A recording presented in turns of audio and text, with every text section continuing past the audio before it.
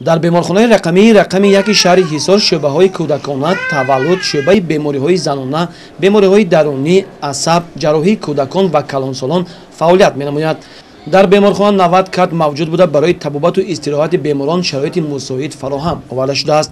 ҷиҳати бемуаммо паси сар намудани давраи зимистони солҳои 2017-2018 аз ҷониби маъмурияти беморхонаи рақами яки шаҳри ҳисор саривақт корҳои мақсаднок ба сомон расонида шуд. барои гузарондани зимистонгузарони 2017 ва 2018 мо тайёрӣ хуб дорем. дар анборхонаи беморхонаи рақами мо сӯзишворӣ ангишт таъмин карда шудааст. мо барқи доимӣ дорем. мо кӯшиш мекунем ки зимистони 2017 ва 2018-ро бе ягон камбудӣ бартараф намоем. умуман дар беморхонаи мо шароити хизматрасонии тиббӣ хуб мебошад.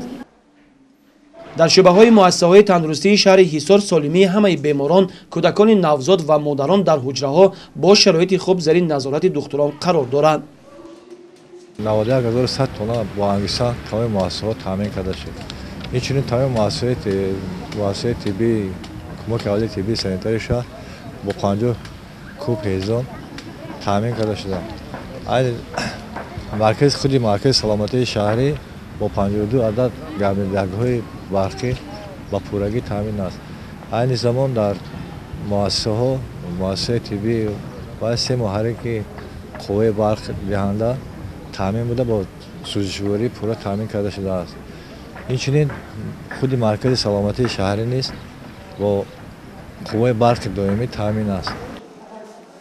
бо мақсади гузарондани зимистони солҳои 2017-2018 маъмурияти беморхона дар анборҳои худ ангишту ҳезум ва сӯзишворӣ захира кардааст. омодагӣ ва рафти зимистонгузаронӣ дар муассисаҳои мазкур шаҳодати он аст ки дастуру супоришҳои ҳукумати ҷумҳурии тоҷикистон дар ин муассисаҳои тандурустӣ мавриди иҷро қарор мегирад.